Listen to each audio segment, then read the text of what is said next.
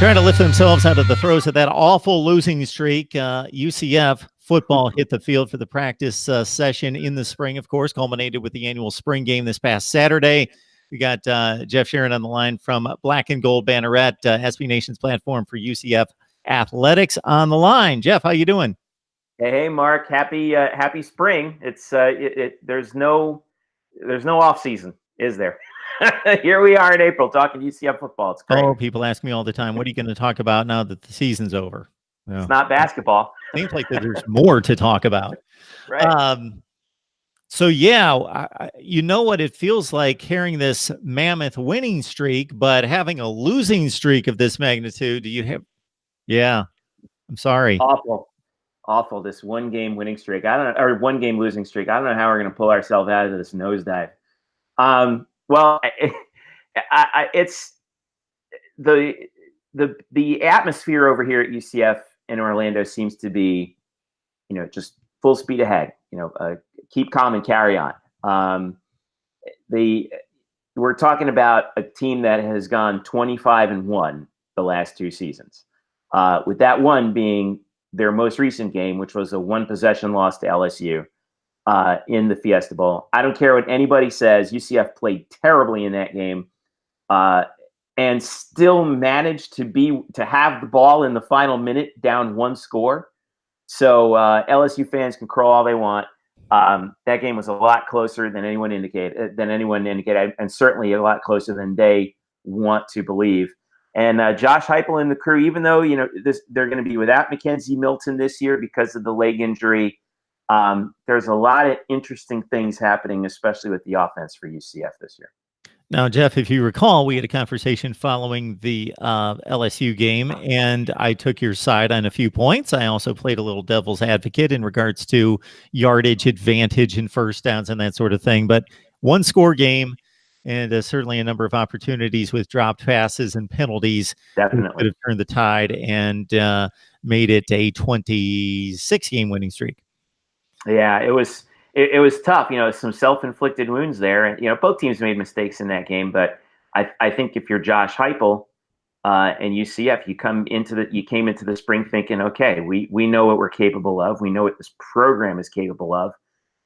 Recruiting's gone well, especially in the early signing period, and now they're ready. And and UCF had a very solid spring game on Saturday. We got to look at all the quarterbacks who are going to vie to sit in Mackenzie Milton's seat this year, including former Notre Dame quarterback Brandon Wimbush, who played in the second series and got a number of snaps throughout the game. That to me was the most interesting question heading into the offseason. Who would separate themselves as the quarterback, and the answer after all the spring practices and the spring game was it's inconclusive. We don't know. Not because none of them distinguished themselves, because they all played fairly well. They also made their share of mistakes. But we may not know who's going to be UCF starting quarterback until the night before the opener against Florida A&M, for all we know. Got Jeff Sharon on the line from SB Nation's Black and Gold Banneret, UCF's flagship right there on SB Nation. You mentioned before we started to record the running back situation intrigues you as well. Can you outline what the Knights have in the backfield? Well, they got a lot of guys coming back, a lot of talent. It's a pretty stacked backfield. So I think Coach Heupel has to be very happy with that. Greg McCray, who was just a revelation last year, is back. Adrian Killen's coming off of an off year, is back for his senior year. Otis Anderson is back, who's kind of their slash guy. He's a running back slash slot receiver slash you name it. You name it, he does it. I call him a Swiss Army knife. But one of the guys who really distinguished himself was Bentavious Thompson, who's now in his third year on campus. He's a redshirt sophomore. The unofficial numbers on him at the spring game were 12 carries for 110 yards. And I know, it's a spring game. Like, are we really keeping stats? But he has the opportunity to fill the hole left by Taj McGowan as sort of the bruiser back that Heupel can put in short yardage situations.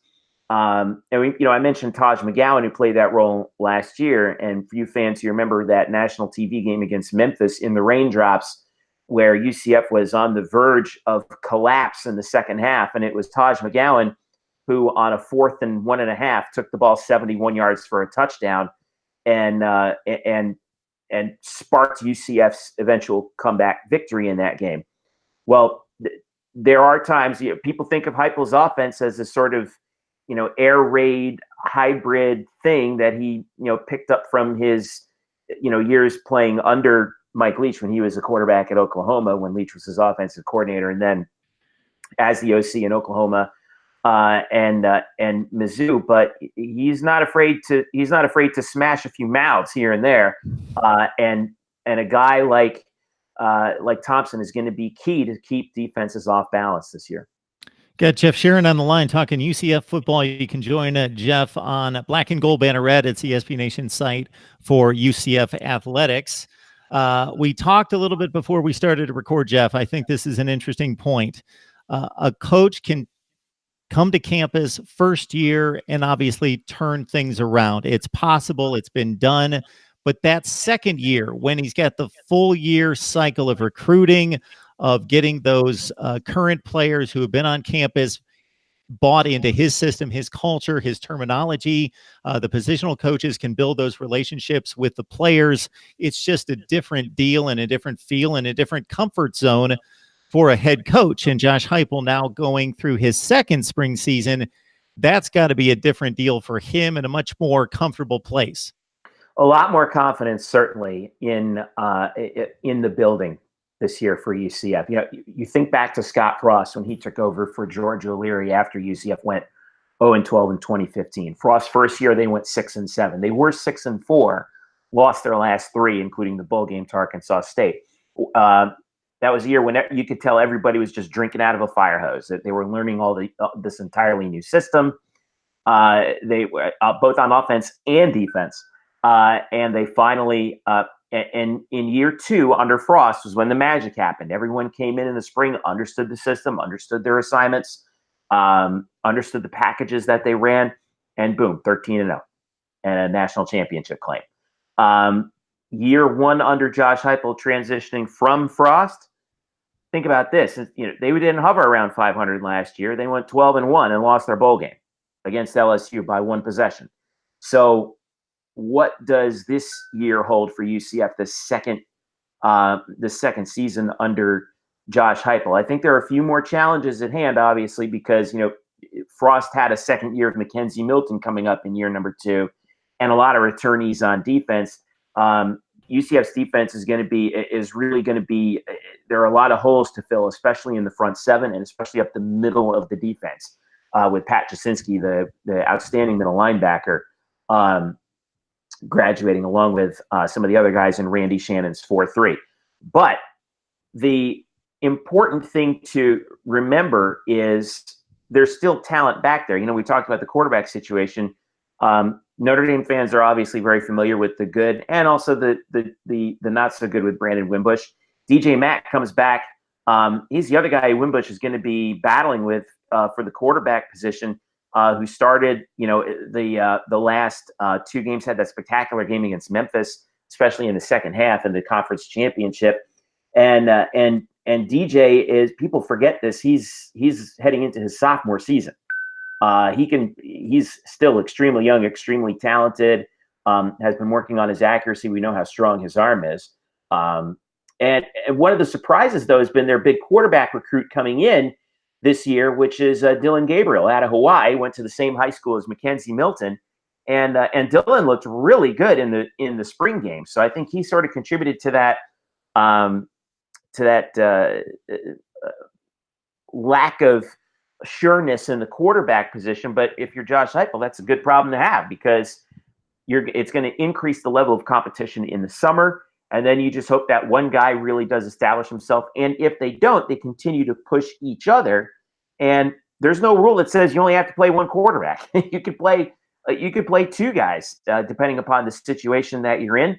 Kind of like how they would platoon running backs and wide receiver packages throughout the season. So it's kind of an embarrassment of riches when you're talking about UCF's talent on the offensive side. And with a second year of Josh Heupel's system coming up, I think they got to be pretty happy with what they've got.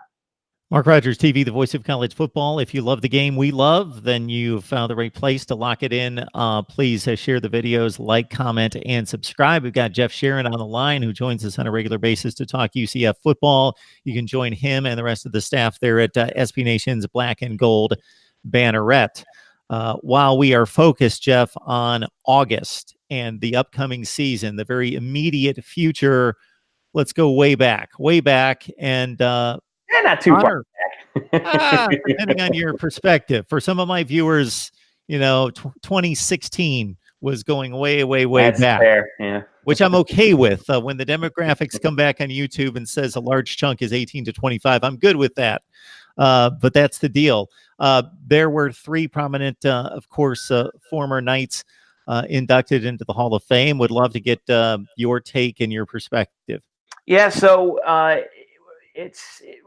the UCF Athletics Hall of Fame had its they're saying now annual induction. It's actually the first time they inducted anyone in 4 years. It's kind of an annual event that kind of went away for a little bit because they couldn't organize it. But it came back this year, and three of the members of the latest class were three names who, if you think about UCF football from a historical perspective, three of the biggest names in history. Kevin Smith, of course, the outstanding running back who ran for 2,500 yards and came just shy of breaking Barry Sanders' single-season record back in 2007. He got inducted into the UCF Athletics Hall of Fame. Brandon Marshall, who a multiple-time All-Pro receiver in the NFL heading into his 15th season. Brandon was inducted into the UCF Hall of Fame. People forget he was a local kid from Lake Howell High School over in the Winter Springs Castleberry area. Was a quarterback there initially, came to UCF as a receiver alongside Mike Walker, who also went to the NFL out of Edgewater High School. And Brandon, they ran out of defensive backs, and he actually started really playing in George O'Leary's first season at UCF when they went 0-11. And Brandon actually was the team's leading tackler that year because O'Leary had to play him and Walker both ways because they ran out of guys. He was an O'Leary guy. Brandon was just a grinder and a hard worker at UCF, and it showed because look at how long his NFL career has lasted, all the way through to this point. Quite possibly a Hall of Famer, a Pro Football Hall of Famer one day. And then, of course, I mentioned George O'Leary. The old man himself got inducted. And I think it's really important for people to remember, for all of his faults and foibles and all the controversies that surrounded George O'Leary, both before and during his tenure at UCF, he built UCF into a legit football program. When he took over, they were coming off of a last place or second to last place finish in the MAC, and they were just 2 years removed from being a 1A independent, playing in front of 10,000 fans in the Citrus Bowl. By the time O'Leary had left, they'd won multiple conference championships across two conferences, Conference USA, and they won the first American Athletic Conference title, and they'd won the Fiesta Bowl. And more importantly, it's all the stuff you don't see. He set up the infrastructure to get UCF to where it is now, where it's a program of national note. They had the first indoor practice facility in the state of Florida among all the schools in the state of Florida. Miami, Florida, Florida State, UCF had the first indoor practice facility for college football in the state. We talked about the building of the on-campus stadium, Spectrum Stadium, when UCF went from playing in front of 10, 15,000 if they were lucky downtown at the Citrus Bowl to playing in front of 35, 40,000 at Spectrum Stadium. Used to be Bright House Network Stadium, but now Spectrum Stadium. And not just that, but the construction of the Wayne Dench Center, which was the giant weight room football offices that UCF built on that side of the campus, and everything else that's happened in that period of time from 2004 when O'Leary was hired to 2015. Like I said, I'll be the first one to sort of raise my hand and say, yeah, but a lot of times the George O'Leary, but the proof is in the pudding because of his understanding of what big time college football is. He applied that to UCF. and he deserves a lot of credit for it. Let's just be honest, Roy. There is a reason why they erected a statue of him in front of the football stadium. Of course, it shows him smiling and holding a football. I think that's wrong. It should be him pointing and yelling at somebody. But he deserves credit for getting UCF to where it is now and laying down the infrastructure for Scott Frost and now Josh Heupel.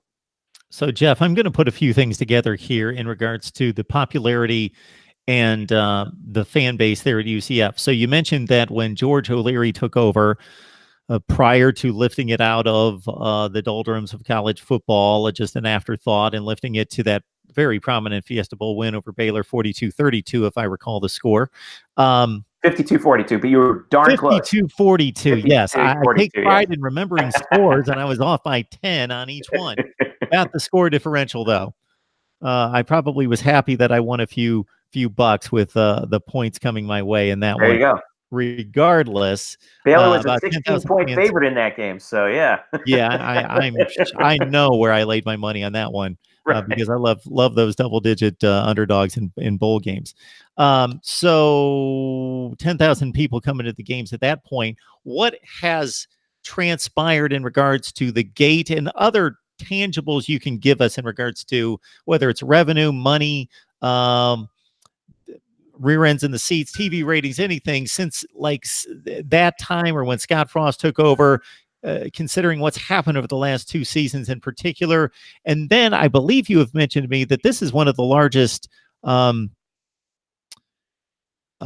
alumni bases in the country.